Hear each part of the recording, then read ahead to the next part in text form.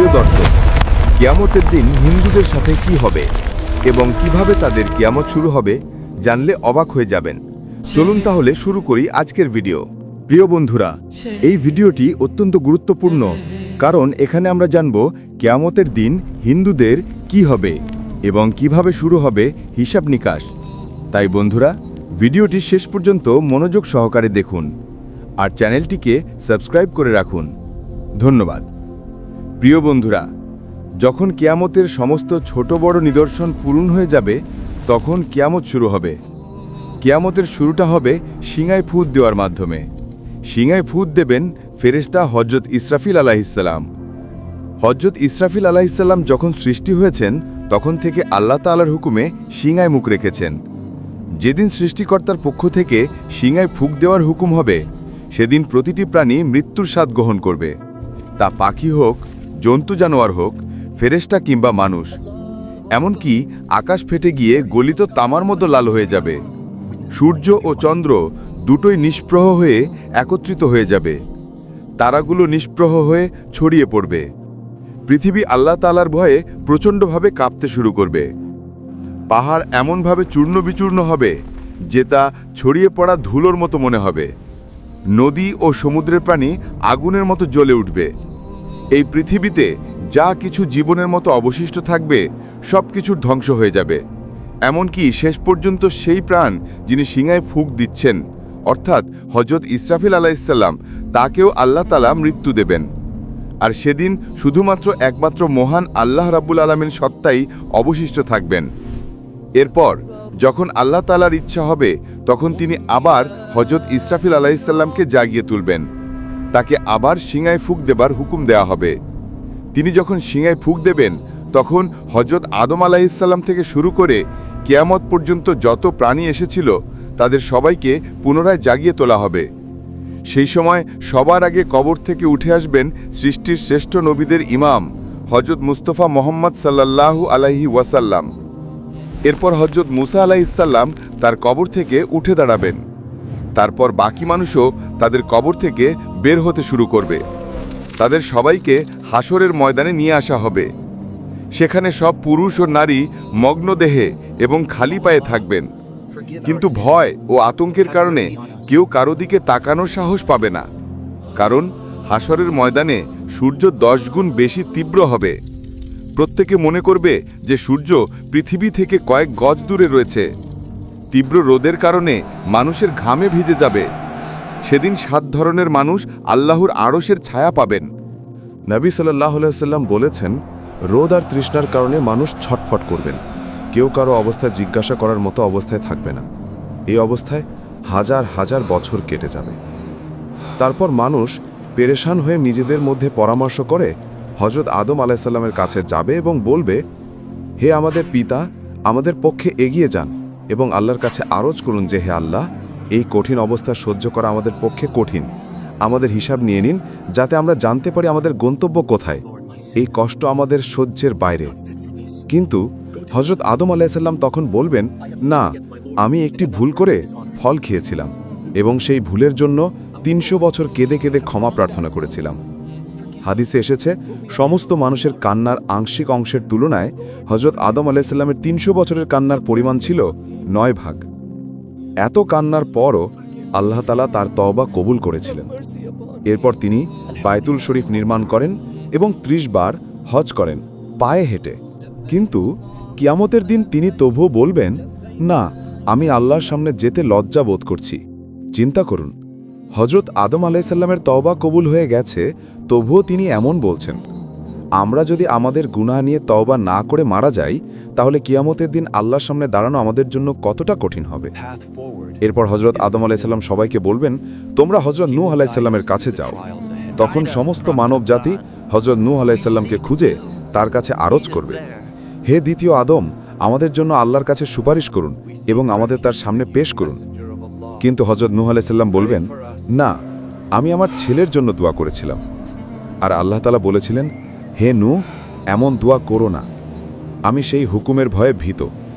আমি কেন সেই দোয়া করেছিলাম তা ভেবেই আমি আল্লাহর কাছে ক্ষমা চেয়েছিলাম, তাই আমি আল্লাহর সামনে পেশ হতে পারবো না।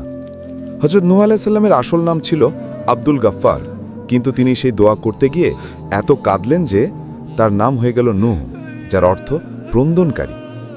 এত কান্নার পরও কিয়ামতের দিন আল্লাহর সামনে যেতে তিনি ভয় পান। তাহলে আমাদের কথা একবার চিন্তা করুন, যারা গুনাহের জন্য কাঁদি না, বরং গুনাহের জন্য খুশি হয়ে অন্যদের কাছে তা প্রকাশ করি। কিয়ামতের দিন আমরা কিভাবে আল্লাহর সামনে দাঁড়াবো একবার ভাবুন। এরপর হযরত নূহ আলাইহিস সালাম সবাইকে বলবেন, তোমরা হযরত ইব্রাহিম আলাইহিস সালামের কাছে যাও। তখন সমস্ত মানব জাতি হযরত ইব্রাহিম আলাইহিস সালামকে খুঁজে তার কাছে আরজ করবে, হে আল্লাহর খলিল, আমাদের আল্লাহর সামনে পেশ করুন। কিন্তু তিনি তখন বলবেন, না, আজ আমি আল্লাহর কাছে যেতে ভয় পাচ্ছি, কারণ আমার জীবনে 3টি ঘটনা ঘটেছিল যা মাসলেহাতের জন্য হলেও সত্যের বিপরীত ছিল। প্রথম ঘটনা ছিল তার কম তাকে কোথাও নিয়ে যেতে চেয়েছিল, কিন্তু তিনি বলেছিলেন আমি অসুস্থ। আসলে তাদের সাথে যাওয়া আধ্যাত্মিক অসুস্থতার মতো ছিল, তাই তিনি তাদের কাছে অজুহাত দেখিয়েছিলেন। কোরআনে আল্লাহ বলেছেন, তিনি বলেছিলেন আমি অসুস্থ। এখানে তিনি অসুস্থতার অজুহাত দেখিয়েছিলেন, যা সত্যের বিপরীত ছিল, তাই তিনি বলবেন আমি আল্লাহর সামনে যেতে লজ্জা পাচ্ছি। দ্বিতীয় ঘটনাটি ছিল তিনি তার স্ত্রী হযরত সারা রাদিয়াল্লাহু তাআলা আনহুকে নিয়ে মিশরের কাছ দিয়ে যাচ্ছিলেন। সেখানে এক জালেম বাদশা ছিল। সে তার সৈন্যদের বলেছিল, যেখানে সুন্দরী নারী দেখবে তাকে ধরে আমার কাছে নিয়ে এসো। আল্লাহ তাআলা হযরত সারাকে অপূর্ব সৌন্দর্য দিয়েছিলেন, তাই সৈন্যরা তাকে সেই বাদশার কাছে ধরে নিয়ে যায়। সে বাদশার নিয়ম ছিল যদি কোনো নারীর স্বামী থাকে তাহলে তাকে হত্যা করা হতো, কিন্তু ভাই বাবা থাকলে তাকে হত্যা করা হতো না, তবে অন্যায় করা হতো। হযরত ইব্রাহিম আলাইহিস সালামের কাছে যখন জিজ্ঞাসা করা হলো, তুমি এই নারীর কে হও, তখন তিনি নিজের জীবন বাঁচাকে বললেন, এ আমার বোন। আল্লাহ তাআলা বলেছেন, ঈমানদাররা ভাই ভাই। তাই ঈমানের দিক থেকে হযরত সারাকে তিনি বোন বলেছিলেন। এটি শরীয়তের দৃষ্টিকোণ থেকে জায়েজ ছিল, কারণ জীবন বাঁচানোর জন্য হারাম ও হালাল হয়ে যায়। তবুও তিনি এই কথার জন্য লজ্জাবোধ করবেন। তৃতীয় ঘটনাটি হলো তিনি একবার মূর্তি ভেঙেছিলেন। যখন কাফেরেরা তাকে জিজ্ঞাসা করল, আমাদের মাবুদকে কে ভেঙেছে, তিনি তখন বললেন, তোমরা তাকে জিজ্ঞাসা করো যাকে তোমরা বড় মনে করো। তিনি মূর্তি ভেঙে কুড়ালটি বড় মূর্তির কাঁধে রেখেছিলেন, তাই তিনি বললেন, বড় মূর্তির কাছে জিজ্ঞাসা করো।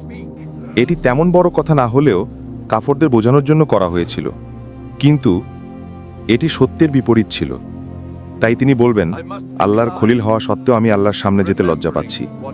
আমরা যারা দিনরাত মিথ্যা কথা বলি, মিথ্যা কসম খাই, অন্যের সামনে নিজের দোষ থাকতেও মিথ্যা বলি, কিয়ামতের দিন আমাদের কতটা লজ্জাবোধ হবে তা একবার ভাবুন তো। এরপর হযরত ইব্রাহিম আলাইহিস সালাম বলবেন, তোমরা হযরত মুসা কালিমুল্লাহর কাছে যাও। তখন সমস্ত মানবজাতি হযরত মুসা আলাইহিস সালামের কাছে গিয়ে বলবে, হে কালিমুল্লাহ, আমাদের জন্য সুপারিশ করুন। কিন্তু তিনি তখন বলবেন, না, আমি সুপারিশ করতে পারবো না, কারণ একবার আমি আমার বিরোধী এক ব্যক্তির সাথে ঝগড়া করেছিলাম। নসিহতের জন্য তাকে আমি একটি ঘুষি মেরেছিলাম যাতে সে বুঝতে পারে, কিন্তু সেই ঘুষিতে সে মারা গিয়েছিল। আমি আল্লাহর কাছে ক্ষমা চেয়েছিলাম, কিন্তু তবুও সে আমার ঘুষিতে মারা গিয়েছিল, তাই আমি আল্লাহর সামনে যেতে লজ্জা পাচ্ছি। তারপর হযরত মুসা আলাইহিস সালাম বলবেন, তোমরা হযরত ঈসা আলাইহিস সালামের কাছে যাও। তখন সমস্ত মানবজাতি হযরত ঈসা আলাইহিস সালামের কাছে গিয়ে বলবে, কিন্তু তিনি বলবেন, না, আমি আল্লাহর সামনে যেতে ভয় পাচ্ছি, কারণ আমার উম্মত আমাকে আর আমার মাকে আল্লাহর সাথে শরীক করে ফেলেছিল।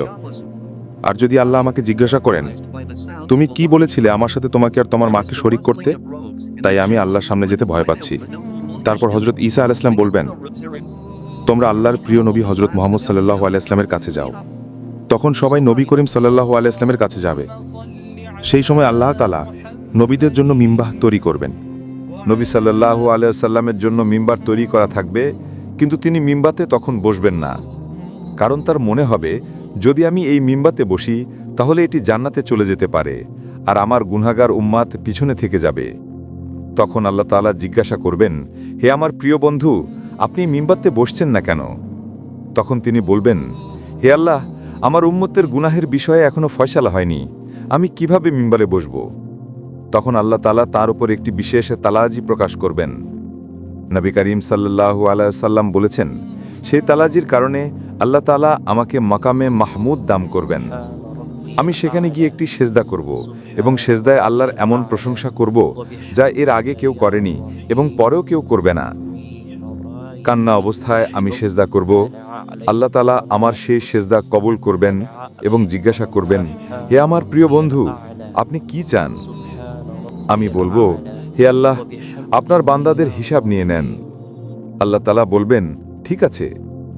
হাদিসে এসেছে, যখন অনুমতি দেওয়া হবে তখন নবী করিম সাল্লাল্লাহু আলাইহি সাল্লাম হযরত আবু বকর রাদিয়াল্লাহু তাআলা আনহুর হাত ধরে আল্লাহর সামনে পেশ করতে চাইবেন, যাতে হিসাব শুরু হয়। এটি শুনে হযরত আবু বকর রাদিয়াল্লাহু তাআলা আনহুর চোখে পানি এসে যাবে। তিনি বলবেন, হে আল্লাহর নবী সাল্লাল্লাহু আলাইহি সাল্লাম, আমি জীবনের শেষ সময় মুসলিম হয়েছিলাম। আমার জীবনের বেশিরভাগ সময় ইসলামের আগে কেটেছে, তাই আমি চাই না আমাকে আগে পেশ করা হোক। কিন্তু আল্লাহর প্রিয় নবী বলবেন, হে আবু বকর, তোমাকে এগিয়ে যেতে হবে। তখন হযরত আবু বকর রাদিয়াল্লাহু তাআলা আনহু এগিয়ে যাবেন এবং নবী করিম সাল্লাল্লাহু আলাইহি ওয়াসাল্লাম যা করেছিলেন তিনিও তাই করবেন। তিনি আল্লাহর সামনে সিজদায় পড়ে যাবেন এবং কাঁদতে শুরু করবেন। কিতাবে লেখা আছে, আবু বকর সিদ্দিক রাদিয়াল্লাহু তাআলা আনহু এত কাঁদবেন যে আল্লাহ তাআলা বলবেন, হে আমার প্রিয় নবীর ঘনিষ্ঠ বন্ধু, তুমি কাঁদছো কেন? সিজদা থেকে মাথা তুলে বলো তুমি কি চাও। আল্লাহ তাআলা তার সিজদা কবুল করবেন এবং তার উপর একটি বিশেষ তালাজি প্রকাশ করবেন। হাদিসে এসেছে, কিয়ামতের দিন আল্লাহ তাআলা সবার উপর তালাজি প্রকাশ করবেন, কিন্তু হযরত আবু বকর রাদিয়াল্লাহু তাআলা আনহুর উপর বিশেষ তালাজি প্রকাশ করবেন। আল্লাহ তাআলা তার প্রিয় নবীর এই বন্ধুর প্রতি এত খুশি হবেন যে তার উপর বিশেষ তালাজি প্রকাশ করবেন। তারপর হযরত ওমর রাদিয়াল্লাহু তাআলা আনহুকে পেশ করা হবে।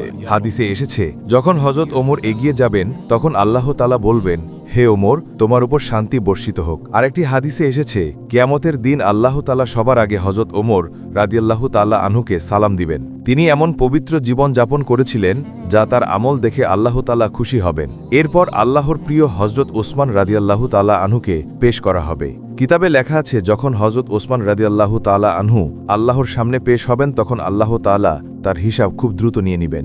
এরপর হযরত আলী রাদিয়াল্লাহু তাআলা আনহুকে আল্লাহর সামনে পেশ করা হবে। হাদিসে এসেছে, কিয়ামতের দিন সবচেয়ে সহজ ও দ্রুত হিসাব হবে হযরত আলী রাদিয়াল্লাহু তাআলা আনহুর। যখন নবী করিম সাল্লাল্লাহু আলাইহি সাল্লামের 4 বন্ধু পেশ হয়ে যাবেন তখন আল্লাহ তাআলার জালাল জামালে রূপান্তরিত হবে। তিনি বলবেন, আজ আমার নেক বান্দাদের আলাদা করো। তখন কাফের ও মুশরিকদের একদিকে এবং নেক বান্দাদের আরেক দিকে আলাদা করা হবে। এরপর সবার আমলের হিসাব নেওয়া হবে। তারপর আল্লাহ তাআলা বলবেন, জাহান্নামের উপর দিয়ে পুলসিরাত পার হয়ে নেক লোকেরা জান্নাতে যাও। যখন মুমিন বান্দারা পুলসিরাত পার হতে শুরু করবেন তখন কিছু মুমিন এমন হবেন যারা বিদ্যুতের গতিতে পার হয়ে যাবেন, কেউ বাতাসের গতিতে, কেউ ঘোড়ার গতিতে, কেউ দৌড়ানো মানুষের গতিতে, কেউ হাঁটার গতিতে, আর কেউ হামাগুড়ি দিয়ে পার হবেন। যারা পুলসিরাত পার হয়ে যাবেন আল্লাহ তাআলা তাদের জান্নাত দান করবেন। যখন তারা পুলসিরাত পার হয়ে যাবেন তখন নবী করিম সাল্লাল্লাহু আলাইহি সাল্লাম মনে করবেন, আমার উম্মতের সবাই আমার সাথে এসে গেছে এবং জাহান্নাম থেকে মুক্ত হয়েছে। তিনি তাদের নিয়ে জান্নাতে প্রবেশ করবেন। কিন্তু যে মুসলিমেরা পুলসিরাত পার হতে গিয়ে জাহান্নামে পড়ে যাবেন তাদের শাস্তি হবে। প্রিয় বন্ধুরা, কিয়ামতের দিন এই ভয়াবহ দৃশ্য আমাদের সতর্ক বার্তা। আজ আমরা যে গুনাহকে গুনাহ বলে মনে করি না, সেই গুনাহ নিয়েই যদি মৃত্যুবরণ করি তবে কিয়ামতের দিন আল্লাহর সামনে দাঁড়ানো আমাদের জন্য কঠিন হবে। তাই আসুন আজই আমরা তওবা করি, নেক আমলে ফিরে আসি এবং আমাদের আমলনামা সুন্দর করার চেষ্টা করি। তো বন্ধুরা, এই ছিল আজকের ভিডিও। আশা করছি আজকের ভিডিওটি আপনাদের সবার অনেক ভালো লেগেছে। যদি ভিডিওটি ভালো লাগে তাহলে অবশ্যই লাইক কমেন্ট করে আপনার বন্ধুর সাথে শেয়ার করুন আর অবশ্যই চ্যানেলটি সাবস্ক্রাইব করুন। আসসালামু আলাইকুম।